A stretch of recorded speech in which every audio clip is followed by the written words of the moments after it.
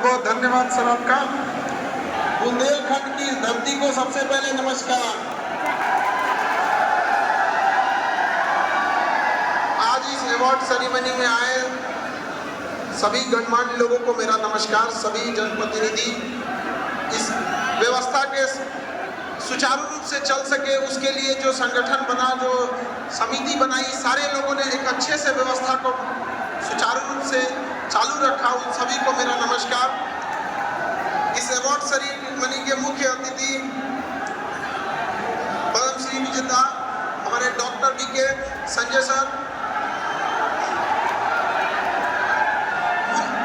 विशिष्ट अतिथि मध्य प्रदेश से आई बहन मेधा परमार, आपने जो अपना प्रेरणादायक जो अपने अभिव्यक्ति यहाँ की वो बहुतों के लिए प्रेरणा का स्रोत बनेगी। हमको यहाँ इस समिति एक एक चीजों को विस्तार से बताने के लिए हमारे नरेंद्र सिंह तोमर जी को बहुत बहुत नमस्कार। और इस समिति ढंग से चालू रखा और आप विद्यार्थियों लोग जितने अभिभावक हैं सभी लोगों को नमस्कार। देखिए, जन्म हम सब लोग लेते हैं पृथ्वी पर, कभी कभी किसी का अवतार होता है। तो आज हम जिस प्रांगण में बैठे हैं, हमारे स्वामी जी का हमें जहाँ तक लगता है उनका जन्म नहीं एक अवतार हुआ था। और इस बुंदेलखंड की धरती का सौभाग्य है जो आप जैसे लोग वो सौभाग्यशाली हैं जिनको ऐसे परमात्मा मिले यहाँ पर। जब हम यहाँ आए थे तो हमारे साथ में सारी जानकारियों को हमें नरेंद्र भाई बता रहे थे। तो इतने कम उम्र में उन्होंने एक सन्यासी जीवन को अपनाया, कैसे इस क्षेत्र के लिए लड़ाई लड़ी। और उस समय जिस समय लोग रोटी कपड़ा मकान को ही सब कुछ समझते थे, पेट भर अनाज हो जाए वही समझते थे, उस समय उनकी सोच इतनी दूरदर्शी कि जितना बड़ा विद्यालय महाविद्यालय खड़ा कर दिए, आज के समय हम और आपके औकात के बाहर की चीज है, ये उस समय वो करके गए थे। लेकिन अब हमें जरूरत है उनके किए गए कार्यों को आगे बढ़ाने के लिए।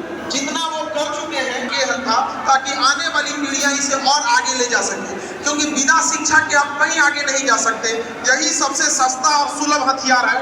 और हर हथियार की अपनी मैगजीन क्षमता होती है कि उसमें कितने बारूद आ सकते हैं, कितनी गोलियां आ सकती हैं। लेकिन शिक्षा एक ऐसा हथियार है जिसका गोली कभी खत्म नहीं होता है। और आप आज के टाइम पे मेटल डिटेक्टर में हथियार पकड़े जाते हैं, शिक्षा रूपी हथियार किसी मेटल डिटेक्टर में नहीं पकड़ा जाता है। और शिक्षा उस शेरनी का दूध है जिसने इसे पिया है वो दहाड़ा है।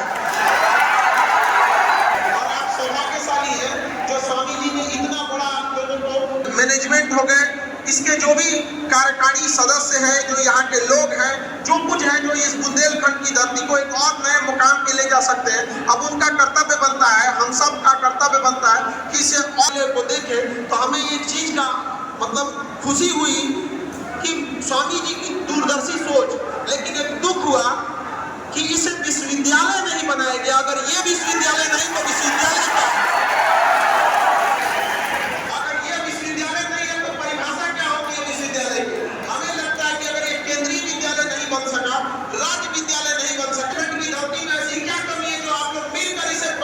क्यों नहीं बना सकते? जब स्वामी जी ने इतना काम किया, उस समय जब हमारे पास संसाधन नहीं हुआ करते थे, पैसे नहीं हुआ करते थे, परिवहन के स्रोत नहीं हुआ करते थे, लोगों की आय इतनी कम थी, तो आज के समय हम लोग क्यों ना इसे अपने दम में, अपने बलबूते पर एक विश्वविद्यालय का रूप दे सके, जिससे कि हजारों छात्र और छात्राएं पढ़ सके और इस क्षेत्र का नहीं बल्कि पूरे देश का नाम रोशन कर सके। ये बहुत सौभाग्य की बात है जो आप लोगों के पास इतना बड़ा प्रांगण है। जिस समय कृषि विश्वविद्यालय, हमारा देश कृषि प्रधान देश है, जब तक हम किसानों का भला न कर सकेंगे तब तक ये देश का भला नहीं हो सकेगा। हम देश ने दो लोगों से बहुत बड़ा गलती कर दिया। हमने किसानों की शक्ति को अंडर एस्टिमेट कर दिया और महिलाओं की शक्ति को पहचान न सके। यहाँ पर केवल 9 दिन तक नवरात्रि में महिलाओं की शक्ति पहचानते हम लोग। जिस दिन या 365 दिन हम उन्हें सम्मान और शिक्षा देने लगे, याद रखिएगा वह दिन दूर नहीं जब भारत आगे बढ़ जाएगा। यहाँ पर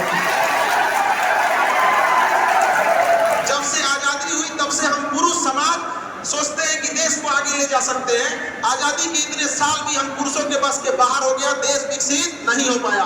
जबकि हमसे हमारे ही साथ दो परमाणु हमला झेला जापान आज कहां पहुंच गया, जिसका सबसे बड़ा कारण है कि उसने विकास को, शिक्षा को, संस्कार को कभी भी महिला पुरुष में नहीं बांटा। उसने महिलाओं को भी बराबरी का अधिकार दिया। जिस दिन हम लोग की शिक्षा में यह अधिकार विकसित देशों में गिना जाएगा।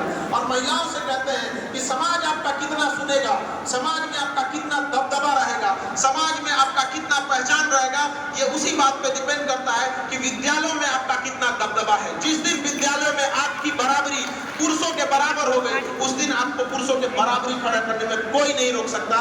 ये क्रांति की शुरुआत विद्यालयों से होती है यहाँ पर, क्योंकि एक शिक्षित व्यक्ति जितना बेहतरीन ढंग से क्रांति ला सकता है, समाज में बदलाव ला सकता है, उतना एक अशिक्षित व्यक्ति से मुश्किल होता है। हालांकि मेरे इस बात को स्वामी ब्रह्मानंद जी ने काट दिया था। सोचिए वो कितने दूरदर्शी थे, लेकिन यह बात हम जन्म लेने वालों पे होती है, अवतार लेने वालों पे ये सब चीजें लागू नहीं होती है। वो सच में एक अवतार का रूप थे, जो खुद उतनी शिक्षा न मिल सकी, गरीबी, मजबूरी, उस समय की तत्कालीन कारणों के बावजूद। लेकिन सोचिए जो व्यक्ति कितना महान, 100 साल आगे तक की सोच रखने वाला व्यक्ति क्या लेके चला गया आपके जगह को यहाँ पर। ये सौभाग्य है, अगर वो नहीं दिए रहते तो शायद इस देश इस जगह को नहीं मिल सकता था।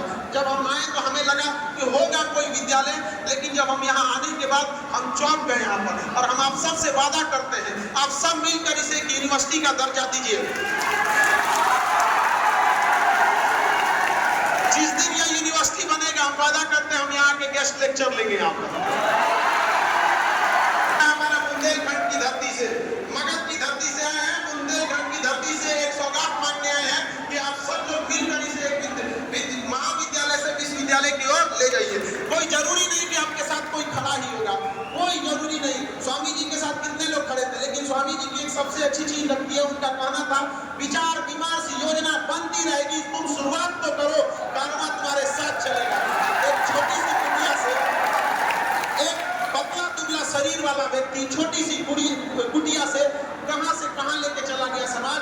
क्या हम लोग उन्हीं के दिखाए हुए नक्शे पे चल रहे हैं? अगर चल रहे होते तो इस क्षेत्र का बदलाव हो जाता। एक समय था जब यहाँ कृषि विद्यालय रखे गए थे, तो लोग महाराष्ट्र, गुजरात, बंगाल, बिहार से यहाँ कृषि विश्वविद्यालयों में पढ़ने आया करते थे। लेकिन क्या हम लोग ने उनके दिए गए कर्म हम लोग के चले हैं, उनके अधूरे सपने को पूरा किए?